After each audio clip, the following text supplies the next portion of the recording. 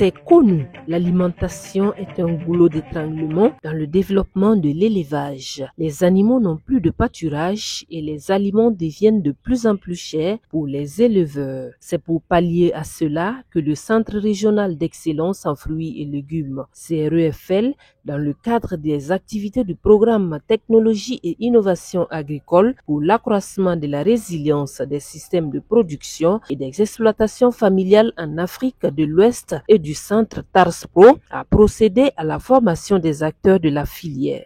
Et nous sommes ici aujourd'hui pour animer une formation au bénéfice d'environ 200 producteurs, des éleveurs surtout, des producteurs de lait, sur la valorisation en fait des résidus de récolte et de tout ce qui est cueillette, des fourrages dans l'alimentation des vaches laitières.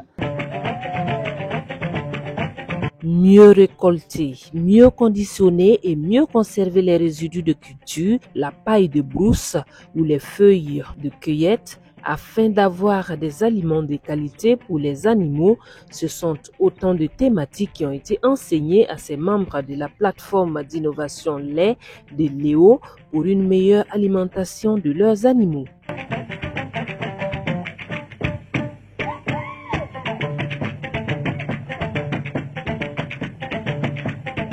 La théorie a porté sur un certain nombre de choses, notamment comment est-ce qu'on peut valoriser autrement les résidus de récolte. Vous savez qu'avant, à la fin de la campagne pluvieuse comme ça, les résidus de récolte sont laissés sur le champ et les animaux sont pâturés sur ces ressources-là. C'est ce qu'on appelle la veine pâture. Et rapidement, ces ressources sont épuisées, détruites par le piétinement et voilà. On peut utiliser des technologies pour reconstituer certains nutriments donc au niveau de cet aliment-là. Quand on utilise, on fait le traitement de la paille à l'urée, alors on va enrichir la paille qui avait perdu totalement les teneurs en matière azotée, on peut les enrichir en matière azotée, avoir un nouvel aliment qui est nutritif pour les animaux. Il y a également une deuxième technologie. Il s'agit donc de la fabrication des blocs multinutritionnels. En fait, c'est des briques ou des briquettes d'aliments qu'on fait en mettant ensemble un certain nombre d'aliments qui sont pauvres, il y en a qui sont riches, en les mettant ensemble, en broyant et en ajoutant un liant.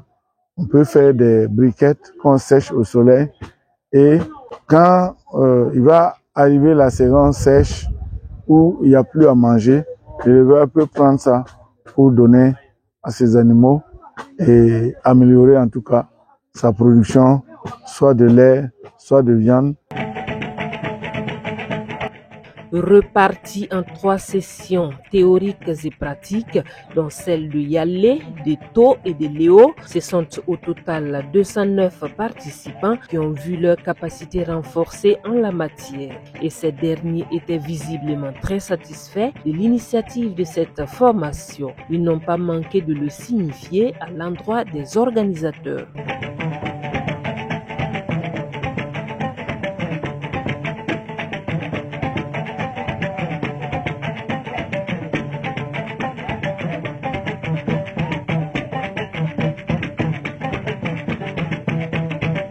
Je pense que la formation est vraiment une bonne initiative. Surtout la période est vraiment très bien adaptée parce que c'est presque la période des récoltes. Donc à l'issue de cette formation, ils sauront comment valoriser ces différentes récoltes-là afin d'entretenir les animaux durant la période de sécheresse. Cela va beaucoup apporter, car que la zone même devant est une zone d'élevage. Voilà, donc en matière de production, vraiment, la province est vraiment une bonne province en matière de production. Donc, surtout dans le domaine de la production laitière, ça va beaucoup apporter. Dans le monde de l'embouche, ça va vraiment beaucoup apporter à l'alimentation des animaux. Cette session avait pour objectif de contribuer à l'amélioration de la productivité des ateliers de production laitière par le renforcement des capacités des acteurs aux bonnes pratiques de valorisation des résidus de récolte, des fruits de la cueillette et des fourrages. Les formateurs, eux, n'en attendent pas moins. Notre plus grand souhait. Et l'objectif qu'on vise, c'est le changement de comportement vis-à-vis des pratiques d'alimentation des animaux. C'est-à-dire que, comme pour tout formateur, quand tu formes, tu espères que les gens vont adopter les technologies que tu es venu promouvoir.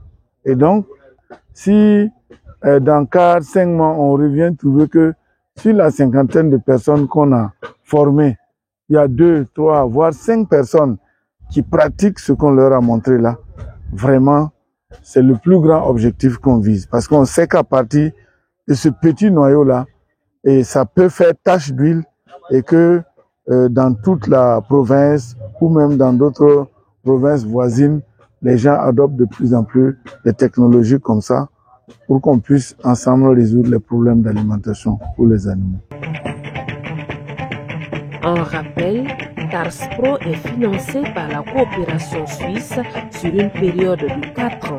Piloté par le Conseil ouest et centrafricain pour la recherche et le développement agricole, CORAF, il prévoit un meilleur déploiement de technologies et d'innovations avant-gardistes.